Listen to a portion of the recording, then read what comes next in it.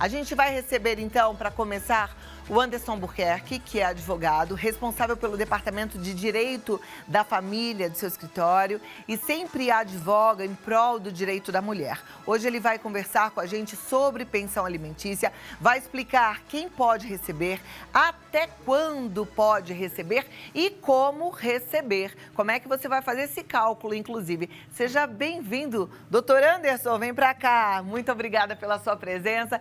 Sei que seu tempo é precioso, estar com a gente hoje é uma honra, viu? Te convidar para sentar aqui para a gente já começar esse bate-papo.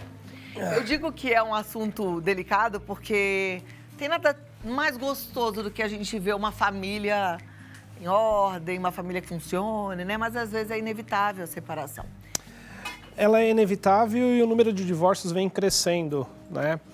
A família em si, que deve ser preservada, ela vem aumentando o número de dissolução, tanto do casamento formal quanto da união estável. E a mulher precisa tomar os cuidados necessários para que, caso seja uma estatística, né, se depare com uma situação dessa, não seja prejudicada na questão dos alimentos.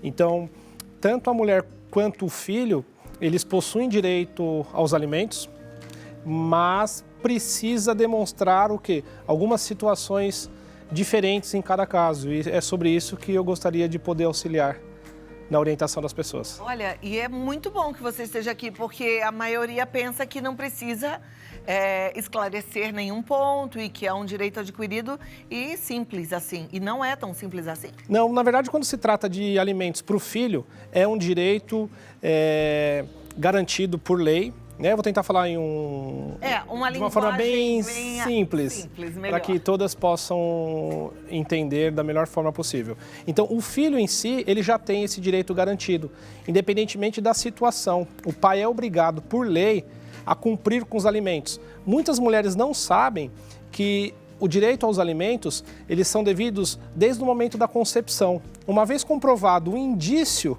de que o genitor é o pai da criança, existem o quê? Os alimentos gravídicos, que são necessários para auxiliar o quê? No pré-natal. Para a mulher que tem dificuldade em honrar com as necessidades básicas para o pré-natal, o pai, o genitor, mesmo através de indícios, pode ser obrigado o quê? A honrar com esses alimentos. E com o nascimento da criança, esses alimentos são convertidos para pensão alimentícia e aí é mantido o valor com base no padrão de vida e no estilo de vida do genitor, para que ele proporcione isso para o filho. Então não é um valor determinado para todos os casos. Cada caso, um valor, é isso? Cada caso é um caso e esse é o grande ponto dos alimentos. Muitas vezes a mulher ela acaba se prejudicando, por quê? Porque ela foca na questão da capacidade financeira do genitor, do alimentante, né? Quando, na verdade, o mais importante para se demonstrar é a necessidade.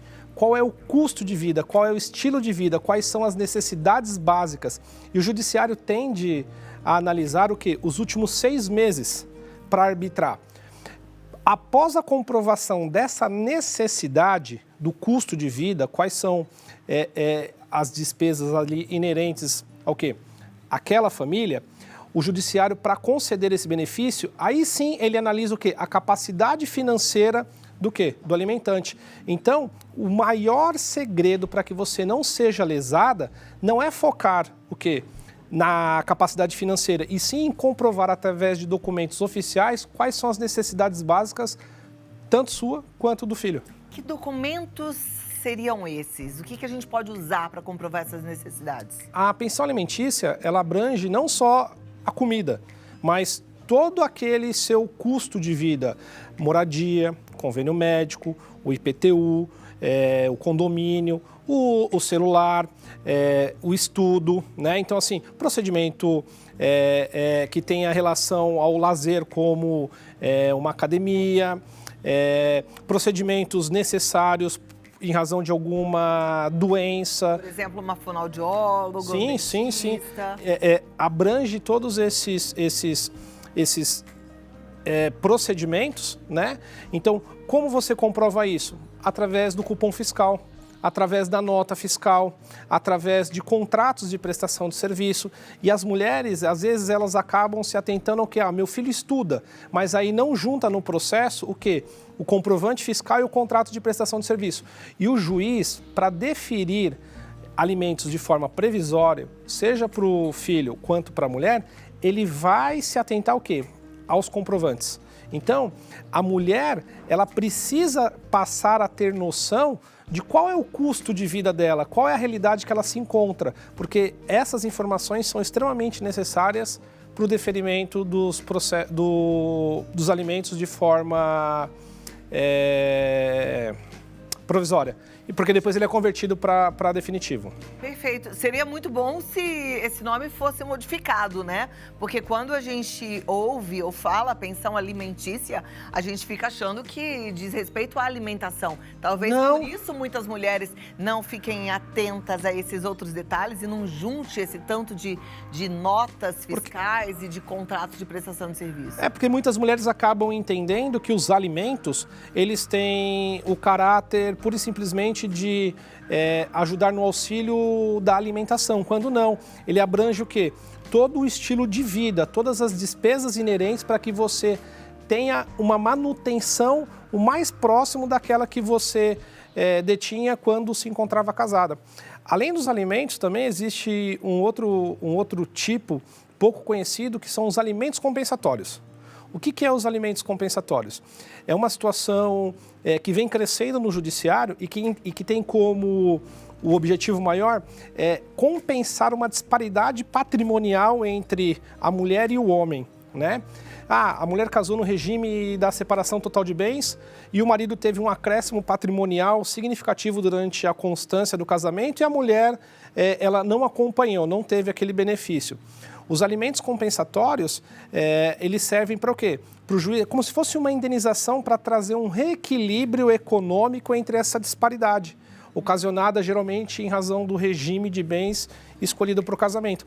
É um cenário muito importante que também muitas mulheres acabam não se atentando e perdendo a oportunidade de pleitear judicialmente esse direito. Perfeito, como é bom estar bem amparada. Eu sei que em momentos de separação, imagino eu, você fique realmente abalada, mas é importante agir com a razão, né? Tentar deixar a emoção de lado. E é por isso que é bom contratar alguém que está ali só para pensar de forma racional e com base na lei.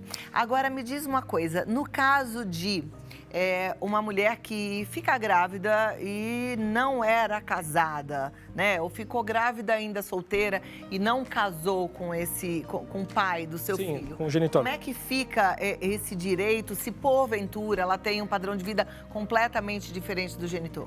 Pouco importa. A pensão não é um direito nessa situação da mulher, e sim da criança. Mesmo que a mulher tenha uma capacidade financeira superior ao do homem, a criança em si tem direito o quê? Aos alimentos. Então, é um direito da criança. E essa pergunta vai ao encontro do comentário que eu fiz um pouco antes. Nesse caso específico, trata-se dos alimentos gravídicos, né? Pura e simplesmente a demonstração de indícios, tá, de que o José, o Cláudio, é o pai da criança, né? É o suficiente para quê? Para que sejam arbitrados alimentos gravídicos nesse momento do pré-natal e, posteriormente, a conversão. Para a conversão dos alimentos gravídicos em pensão alimentícia, aí há necessidade de um processo burocrático de realização de DNA. Mas no momento da gravidez, hoje o judiciário entende que não há necessidade do quê? Da realização do DNA. Por quê? Porque pode trazer um certo risco para a criança, né, que está sendo gerada. Então, alguns elementos que tragam indícios são suficientes para a questão dos alimentos gravídicos. Perfeito. Doutor, em caso de separação e o marido estar desempregado e a mulher trabalhando? Isso não modifica. O que precisa demonstrar é a necessidade versus a capacidade financeira. Às vezes o marido, o companheiro, está desempregado naquele momento ou é um autônomo, né? Mas ele tem a capacidade financeira, recebe algum tipo de aluguel, ele tem uma economia. Então, assim, ele precisa, mesmo desempregado, honrar com o seu compromisso no que diz respeito a prestar e pagar os alimentos. Então, é um direito tanto da mulher quanto do filho esse recebimento, mesmo que o genitor, o ex-companheiro, ele se encontre desempregado. Ele que se esforce e trabalhe para honrar com seus compromissos. Ok. Quando é guarda compartilhada? Essa é uma pergunta muito interessante que as mulheres acabam tendo medo, né? Ah, a guarda é compartilhada, então eu não tenho mais direito em receber alimentos. Isso é uma fake news, isso é uma mentira. Essa situação, ela não existe.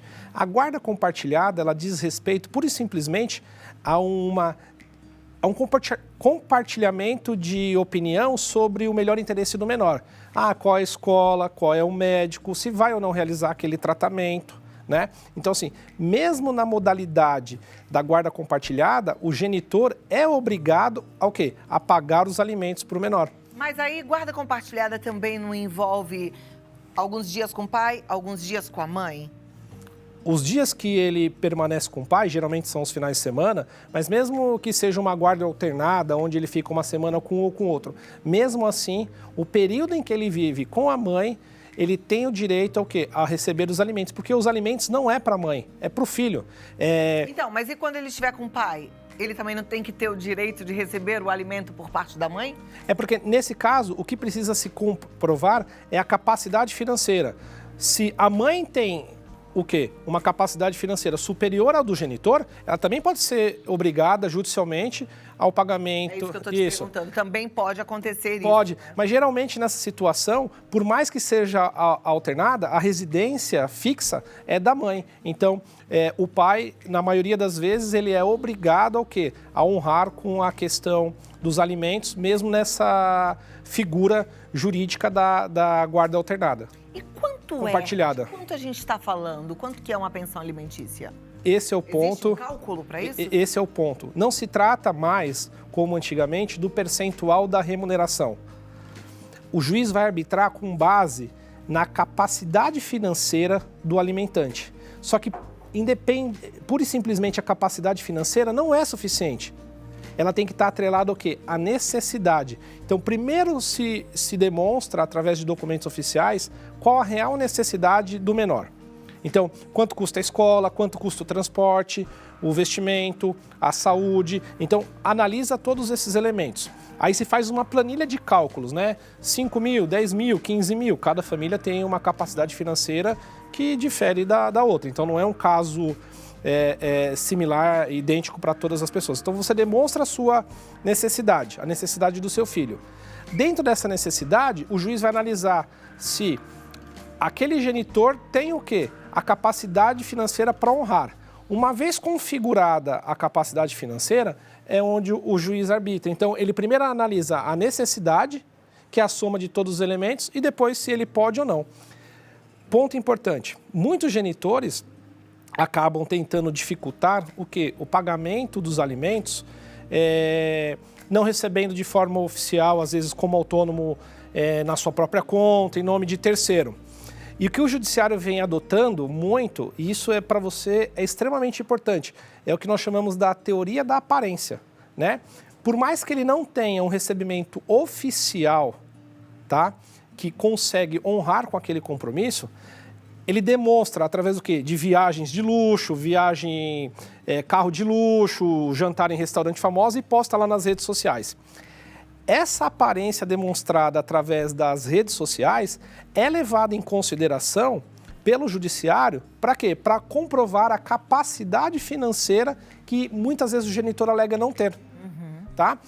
Ele não tem, mas tem um carro de luxo, ele não tem, mas frequenta os melhores restaurantes, ele não tem, mas viaja com a nova companheira, com a nova esposa. Agora, infelizmente, alguns são tão picaretas que resolvem não postar nada, anda com um carro velho para disfarçar. Tem dessas. Existe sim, mas o cara que se depara com um processo de separação, o objetivo maior dele é mostrar para a sociedade que ele está bem, que ele tem isso também, que ele tem dinheiro. Então, existe uma vaidade por trás, um ego por trás, que na maioria das vezes ele desliza, né? Ah, eu tenho dificuldade porque ele me bloqueou. Pede para uma colega, você entendeu? Ingressar nas redes sociais, se aceita, printa as fotos, documenta tudo, instrui no processo. Como prova. Sim, o judiciário vem acolhendo isso de uma forma muito significativa para arbitrar os alimentos com base na teoria da aparência. Ele não demonstra oficialmente que tem, mas aparentemente para a sociedade ele tem. Então o juiz arbitra.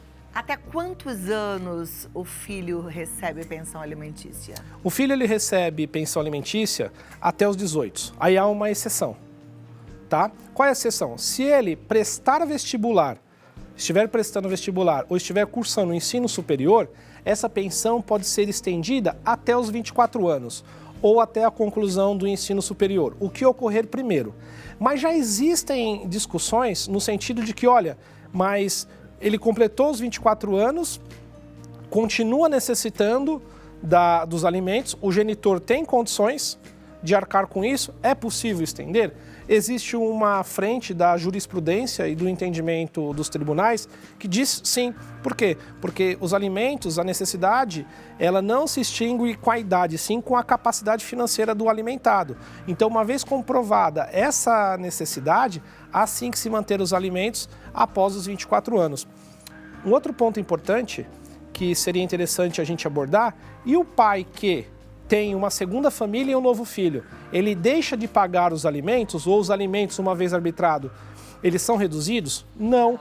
Problema dele, se ele não consegue sustentar a família, o filho do primeiro casamento... Do outro. Perfeito, você matou a resposta. Doutor, e se a mulher, porventura, não teve filhos, ou teve filhos, mas os filhos cresceram, mas ela foi, lá no começo do casamento, impedida de trabalhar? Porque agora acontece menos, mas ainda acontece, mas antigamente era muito mais frequente, do marido não querer que a mulher trabalhe, não queria que a mulher trabalhasse, né? E aí essa mulher saiu do mercado de trabalho. A gente sabe que uma vez que você sai, é difícil muitas vezes voltar dependendo da circunstância. Como é que fica? Eu trato isso daí como um ponto pouco abordado e eu sustento que a mulher nessa situação, ela precisa o quê?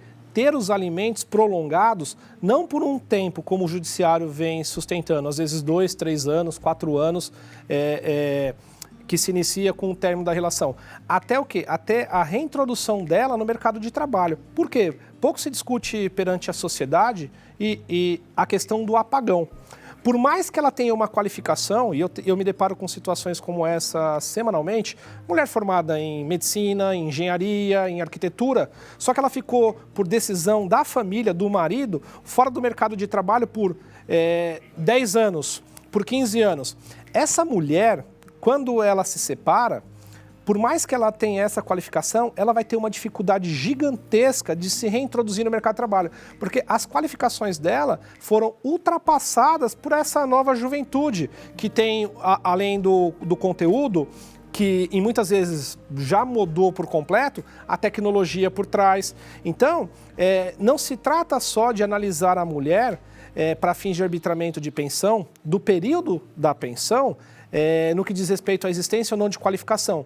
Mas, se mesmo qualificada, em razão desse apagão originário dentro das qualificações dela por uma decisão familiar, a dificuldade que ela vai enfrentar para se reintroduzir no mercado de trabalho tem que ser analisada. E eu sustento que uma vez que a mulher tenta, tá, dentro desse período arbitrado para fins de alimento, se reintroduzir, se ela não consegue, eu sustento que o prazo tem que ser prolongado, até que ela consiga. Não se trata da situação da mulher que recebe uma pensão, e isso quase não existe, porque a pensão geralmente é uma miséria, né? E fica em casa. Não, é daquela mulher que vem tentando buscar e não consegue em razão desse apagão. Perfeito. Olha, é um assunto que renderiam muitas perguntas, né? Uma pena que a gente hoje não tenha aberto perguntas para o doutor responder, mas o doutor Anderson Buquerque vai voltar com toda certeza. Vamos falar mais sobre esse assunto, com tempo aí para a turma perguntar. Devo tá correta, deve ter tanta pergunta lá no nosso Instagram, mas você já está convidado para voltar. Vai ser um prazer, uma honra. Espero poder ter esclarecido algumas dúvidas, pelo menos o básico, né? E estou à disposição para retornar. Desejo todo sucesso, parabéns pelo seu programa. Muito obrigada, doutor Anderson. No Instagram é andersonalbuquerque.adv. E aí no Face, no YouTube, WhatsApp, site andersonalbuquerque.com.br. No meu site, eu escrevo semanalmente artigos, eu só advogo na área do direito de família para a mulher. Então, eu não advogo para o homem. Semanalmente, eu escrevo algum artigo focado na área do direito da mulher e que tem como objetivo orientar as mulheres que se deparem com algum tipo de dificuldade. E também nas redes sociais, principalmente no Instagram, eu respondo perguntas e tiro dúvidas também semanalmente como forma de tentar ajudar aí a mulher nos esclarecimentos do direito para que ela cada vez seja menos prejudicada, menos fraudada, menos lesada no seu direito. Obrigado. Parabéns para sua mãe, que te fez um homem especial com esse olhar generoso para as mulheres, porque a gente precisa disso, né? Obrigado. Normalmente a gente vê advogadas defendendo as mulheres, mas que bom saber que tem um homem que olha para as mulheres com essa generosidade, com essa firmeza, né? Para a gente conseguir aí mais justiça, porque eu sei que tem muitas de vocês sofrendo tanto por conta de injustiça, principalmente em casos de separação. Muito obrigada, doutor. Até a próxima. Você também. Obrigada. Tchau.